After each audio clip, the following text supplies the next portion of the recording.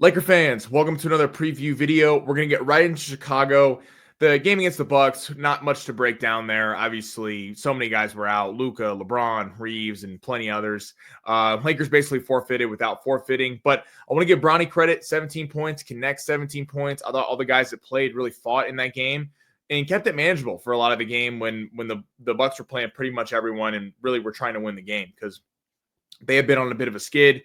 So not much to look into there, but credit to the guys that did play. And it's nice to see that the Laker draft class is showing out. We know what Connect can do. And it's cool that Bronny looks like he's kind of added some offense to his game and hopefully he can grow on that and somehow work his way into the rotation if he keeps getting better. So, but heading into Chicago, interesting team in the Bulls. They have a record of 30-40 and no, they're not a good team, but in the Eastern Conference, it doesn't take much to be in the play-in. They're actually currently 9 in the play-in due to Miami's 10-game skid. They're 9, so they'll be hosting a home play-in game as of right now. It's all kind of bunched up right there.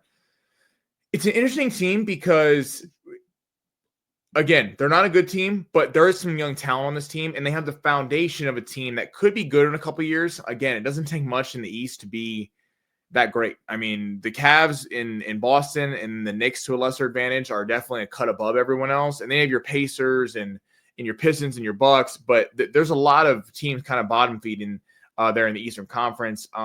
Looking at the past 5 games for this team, they beat Sacramento, they lost to Phoenix, they beat Utah, they lost to Houston, and then they beat the Nets. So kind of going back and forth every other game. Looking at the injury report, they do have a couple key injuries, some guys that would really matter for this game. Alonzo is out, obviously the former Laker, former number 2 overall draft pick out of UCLA, will not be playing. Josh Giddey's questionable. This is one of their best players. Came over from the Thunder in a trade a year ago. He averages about 14 points a game. He also leads them in assists and steals. So he's really ascended his game. When he was with the Thunder, he was a good player, but now he's getting a lot more time, a lot more looks, a lot more shots. And it's taking advantage of that. Trey Jones is also questionable. He's their point guard. He's a very nice young player. Most of the guys on this team who are playing are early 20s, 21, 22, 23, all up to 25. It's very kind of seeing who's going to be here for the future. But as I mentioned, I do think this team has a lot of young talent. Coby White, I think, is one of the most fun players to watch in the NBA. And I don't say that lightly. If he was on a team other than the Bulls, obviously Bulls, big media market, but just haven't been very relevant the last few years. Last while, Coby White's a really fun player, and he puts up some big numbers and has beaten some pretty good teams, kind of single-handedly. He averages about 20 points per game. A really, really fun player to watch. I think he's only going to keep getting better. He's still super young. He could develop into a really, really good all-star in this league, in my opinion. But again, probably doesn't get the respect because on a bottom-feeding team. But he's no joke. 20 points per game there. He had 35 the other night against Sacramento. Kevin Huerter, longtime kind of just sharp shooting guard, averages about 13 points a game. He plays shooting guard for this team. Trey Jones, the player I mentioned earlier, really nice young point guard. He averages about 12 points a game. And then kind of rounding out the starting lineup, Vucevic, the longtime center out of USC, 34 years old, and Buzelis. He's also a nice young player. So they got a real foundation. Buzelis is really young. He's like 21, 22 years old. Off the bench, still real youth movement.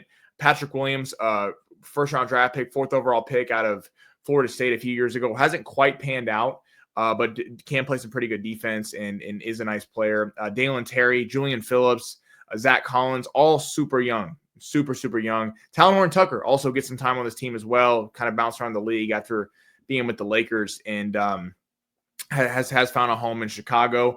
But again, I do think this team actually could be relevant if they bottomed out and got in the lottery. They're just good enough to where they're better than a lot of the teams in the East, and they're not. So they're kind of avoiding the lottery picks and not in there. If they actually had a season where they bottomed out and could really land a superstar player to go along with Coby White and Giddey and Trey Jones and Lonzo when he's healthy, which is pretty rare, but he still has some game left. This team could do some damage in the Eastern Conference in a few years from now. But this is an important game for the Lakers. The schedule finally opens up a little bit for the Lakers because, I mean, this gauntlet that the Lakers have been on, and especially without, LeBron and Rui, who we'll get to in a minute, look like they're coming back. The Lakers have fared well, going 3-4 in that stretch. I think if you would have told a lot of people they would have done that. I think they would have taken it. A lot of Laker fans, especially really 3-3, because that in two of those games, I mean, if you go at it, the Bucks and the Nuggets game, Lakers literally had no one. They weren't playing anyone. The Bucks game, they purposely arrested a bunch of people. And the Nuggets game, they had no one. So in the games that they had a legit roster, they were kind of 3-2. And they got the big win was over Denver. That was big to split that. You didn't want to lose both games to Denver, where then they have a tiebreaker because it's so tight with the Rockets, Memphis, Denver, and the Lakers. Looking at the Lakers' upcoming schedule, they got the Bulls Saturday, obviously, then the Magic, then the Bulls again. So we'll see this team twice in a week. The Pacers and then the Bulls, excuse me, and then the Grizzlies and the Rockets. The Bulls, the first time we'll see them this year. It's very rare to go this late in the season where the Lakers haven't played an opponent yet. This is the last opponent that they haven't played in the league. And then after that, next Bulls game, Grizzlies and Rockets, two crucial games. We keep going back to it. They're done playing the Nuggets on the season. They're 2-2 there. They're up 2-1 on Memphis, and they'll play them one more time. So Lakers can either win the season series or they can tie it. In the Rockets, their Lakers are currently 0-1 against the Rockets, but they'll play them two more times. So they could, lose both. They could win one, or they can win both and win the tiebreaker. These are all really going to matter with how tight it is in the Western Conference. It's not usually this tight this late in the year, which makes it a pretty fun finish for everyone.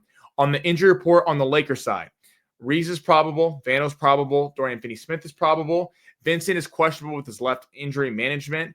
Will be interesting to see if he goes. LeBron is questionable and Rui is questionable. They got upgraded from doubtful, so looking like they're going to go. Rui teased on Instagram earlier in this week that he was going to play, and LeBron, if he got upgraded, I'm assuming he's going to go, but we'll see. Whoever plays in this game, the Lakers should win. Again, this is not a team that's very good, but look at that schedule, as we just talked about. It opens up a little bit.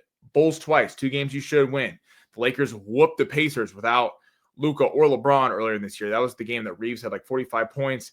In the Magic, the Lakers going to want a little payback because that loss that hurt early in the year, where I believe it was Banchero hit the game-winning 3. That one kind of hurts because you look back at the Lakers should have won that game. But again, a long time ago, if you could go 4-0, obviously 3-1 heading in those Grizzlies Rockets games, those you want all hands on deck for. And so that's why I don't really fault the Lakers for resting everyone against the Bucks, knowing it's kind of a bad matchup team anyway because of the size. Get everyone rest. The league has not done the Lakers any favors in scheduling all these back-to-back games. The spread currently is at 10.5 for the Lakers, which feels about right. That makes me think that Giddey and Trey Jones and them will play, because I think if Giddey and Trey Jones were out, this would be more like a 13, 14-point spread. And the total is set at 233.5. So, again, a game the Lakers should win. Don't want to slip up. So tight, getting to the best time of year where we're really getting to the nitty-gritty parts of it. And hopefully our Lakers get another W. So Alan will get you guys on the post-game show. As always, hopefully we're talking about a Laker W. And then I'll be back with a preview for the game against the Magic. So appreciate everybody for tuning in, and go Lakers.